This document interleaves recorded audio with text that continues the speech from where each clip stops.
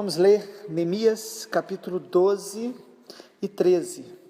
E nós vamos ler o versículo 27 do capítulo 12, porque nos dá a ideia central do texto. Neemias capítulo 12, versículo 27. Na dedicação dos muros de Jerusalém, procuraram aos levitas de todos os seus lugares para fazê-los vir, a fim de que fizessem a dedicação com alegria, louvores, cantos, símbolos, alaúdes e harpas. Ajuntaram-se os filhos dos cantores, tanto da campina dos arredores de Jerusalém, como das aldeias dos Netofatitas, como também de Bet-Gilgal e dos campos de Geba. Porque os cantores tinham edificado para si aldeias nos arredores de Jerusalém. Purificaram-se os sacerdotes e os levitas, que também purificaram o povo e as portas e o muro. Louvado seja o nome do Senhor. Concluindo a nossa meditação e leitura do livro de Neemias, nós vamos meditar um pouco sobre Neemias 12 e 13, destacando nessa conclusão a importância de se manter a restauração, mantendo a restauração que o Senhor começou na nossa vida. Neemias começa com um desafio tão grande de restaurar uma cidade, de restaurar um povo, de restaurar a partir de ruínas. E a gente foi vendo capítulo por capítulo a mão de Deus sobre eles, a graça de Deus sobre eles, o trabalho, o esforço, Deus fazendo grandes coisas. Mas no capítulo 12 e 13 nós percebemos que tudo que Deus fez precisa ser conservado, precisa ser mantido. Um dos grandes problemas, uma das grandes dificuldades da maioria das pessoas é manter aquilo que começaram. E Deus começa obras na nossa vida, Ele promete que Ele vai completar até o dia da sua vinda, mas de Gênesis a Apocalipse, a Bíblia nos ensina a conservar, a preservar o que Deus está nos dando, ou o que Deus está fazendo. Em Gênesis, Deus coloca Adão e Eva num jardim perfeito, mas diz a eles: cultivai o jardim. Percebemos o povo de Israel, Deus coloca-os na terra prometida, mas diz a eles: se vocês obedecerem, Deuteronômio 28, vocês vão ser preservados nessa terra, serão abençoados, mas se desobedecerem, serão expulsos da terra. Aí você pode dizer, mas no Novo Testamento, tendo Jesus, está tudo resolvido. Também não. Jesus diz em João 15 que se permanecermos nele, e as palavras dele permanecerem em nós, daremos fruto. Ele fala no João 15 sobre a poda, que quem permanece, quem dá fruto, será podado para que dê mais fruto ainda. E aí, concluindo, lá em Apocalipse, o Senhor fala para as igrejas: conserve o que tem, para que ninguém roube a tua coroa. O que Deus já começou em nossa vida, tem feito em nossa vida, precisa ser preservado e conservado. Neemias 12 e 13 nos mostra princípios para preservar essa restauração que Deus estava fazendo sobre a nação naquele tempo. E como fazer isso? Como experimentar isso na nossa vida hoje? Alguns princípios para se manter a restauração. Primeiro, nós mantemos a restauração mantendo um altar de louvor, mantendo um altar, um coração de louvor, de adoração, de glórias ao Senhor. Neemias 12, 27 diz que na dedicação dos muros, eles procuraram os levitas, trouxeram os levitas que estavam espalhados e os encaminharam para fazer dedicação com alegria, louvores, cantos, alaúdes e harpas. Louvor não é ministério de alguns, ainda que haja ministério voltado para a música nas igrejas. Louvor é um chamado para todos os filhos de Deus, é um estilo de vida. Efésios capítulo 5 diz: enchei-vos do Espírito, falando entre vós com salmos, hinos e cânticos. O louvor é a linguagem, é o idioma do reino de Deus. O louvor é um estilo de vida de quem está sendo restaurado. Salmo 40, quando o Senhor restaurou, ou melhor, Salmo 40 diz que o Senhor, quando esperamos com paciência no Senhor, Ele se inclinou para nós, nos tirou do lamaçal, colocou os nossos pés sobre a rocha e nos pôs nos lábios um novo cântico. Você precisa louvar o Senhor, nós precisamos louvar o Senhor, com palavras, no dia a dia, nas adversidades e com cânticos. E aí o Salmo 126 que eu citei, quando o Senhor restaurou a nossa sorte, ficamos como quem sonha, a nossa boca se encheu de riso e a nossa língua de júbilo. O louvor é uma marca de quem está sendo restaurado e é uma maneira de preservarmos o coração e a alma, porque o louvor emudece os nossos adversários, o inimigo.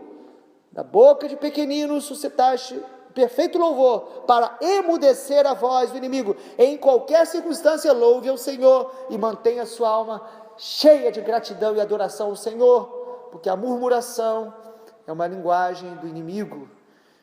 Murmuração é uma ofensa a Deus. Em segundo lugar, nós mantemos a restauração mantendo a consagração da nossa vida, conservando a consagração, o temor de Deus que nos leva à santidade. Versículo 30 diz aí: purificaram os sacerdotes, os levitas, purificaram o povo e as portas e o muro. Tudo que Deus já estava fazendo, levantando, eles purificam. A Bíblia toda, amado, nos ensina que precisamos estar nos santificando continuamente. Apocalipse diz que o santo no final dos tempos se santificará mais, enquanto o sujo vai se sujar mais. Você se considera alguém que está consagrado para Deus? Se consagre cada dia mais. Ouça o Espírito Santo, ele vai te conduzir a níveis mais profundos de consagração ao Senhor. Santificação não é bom comportamento, nem apenas mudar de vestes, coisas externas, ainda que em alguns momentos isso realmente é necessário, mas santificação é fruto do Espírito. Precisamos estar sendo conhecidos pelo fruto do Espírito na nossa vida: amor, paz, paciência, mansidão, domínio próprio, bondade, fidelidade. Olhe para a lista de Gálatas, capítulo 5, o fruto do Espírito. Nós precisamos cultivar todos os dias a consagração. Há muitas pessoas hoje desesperadas por Deus, quando cantam, quando falam, demonstram sentimentos e emoções fortes, mas a consagração parece que ela não percebe a importância. Consagração é todos os dias buscar a face de Deus, buscar a presença de Deus e perguntar: Senhor, vê se há em mim caminho mau, muda o meu coração, renova, quebranta-me, muda meu temperamento, a minha maneira de falar, a minha maneira de reagir às circunstâncias, porque nessas coisas nós mostramos se somos carnais ou se estamos andando no Espírito. Em terceiro lugar, para manter a restauração, precisamos manter o relacionamento com a palavra.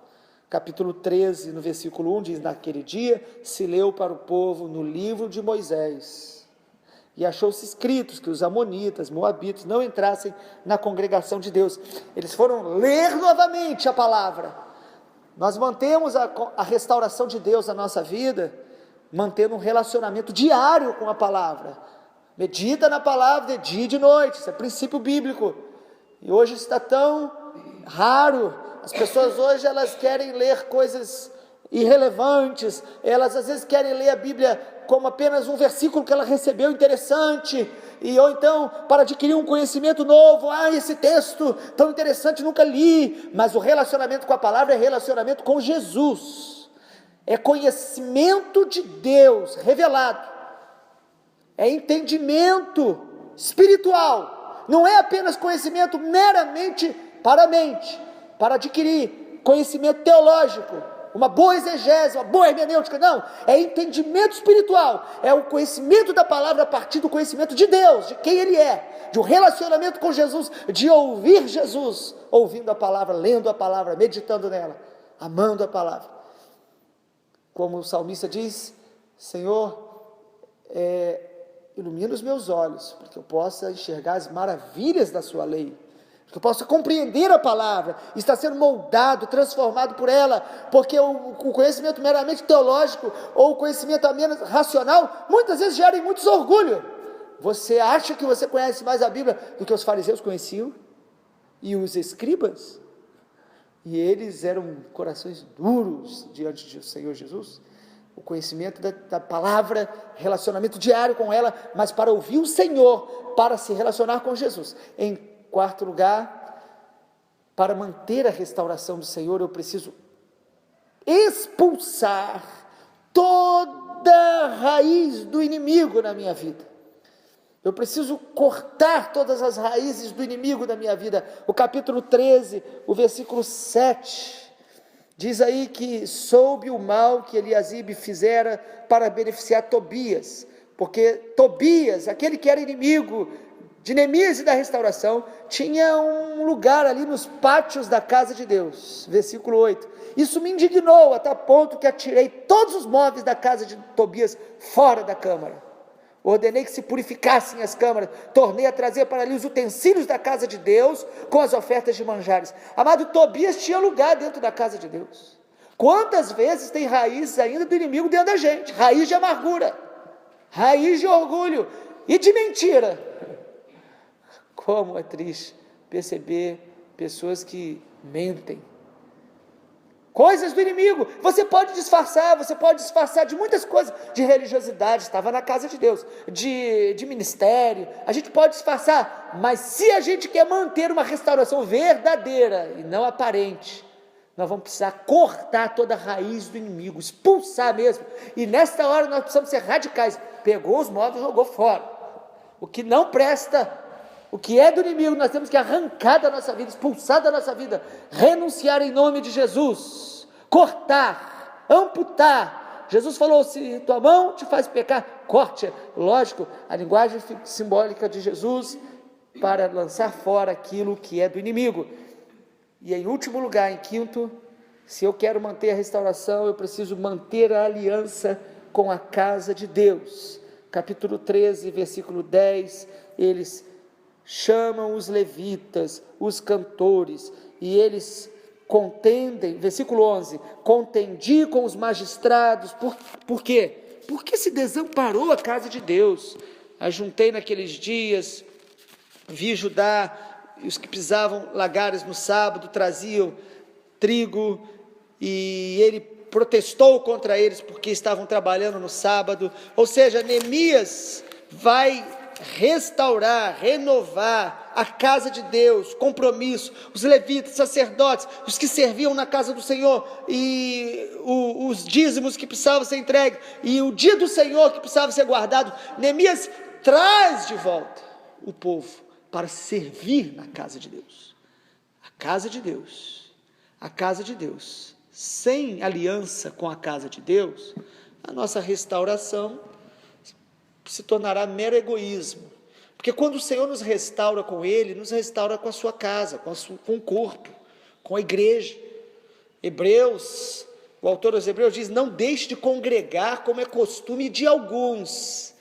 Você pode ter as razões que forem, mas a Bíblia diz que nós não podemos deixar de congregar, quando o Senhor restaura, e a gente quer manter a restauração, precisamos manter a aliança com a casa de Deus. No capítulo 13 ainda de Neemias, nós vemos um trechinho aí do 10, um pouquinho, o 12 diz assim, então todo Judá trouxe dízimo do cereal, os dízimos, as ofertas, são expressões de cuidado com a casa de Deus, de obediência a Deus, não é forma de barganha, não é a maneira de enriquecer, mas é a maneira de se manter fiel e reconhecer que o Senhor estabelece na terra, o Senhor estabelece entre o seu povo congregações.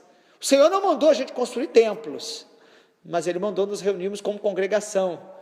Templo é o lugar onde a gente chama para a nossa reunião, e assim eles mantêm a guarda do sábado, aí falando do dia do Senhor, o dia do descanso, que no Novo Testamento, o dia do Senhor é o dia da ressurreição, o domingo, e nós precisamos entender que a casa de Deus precisa ser preservada.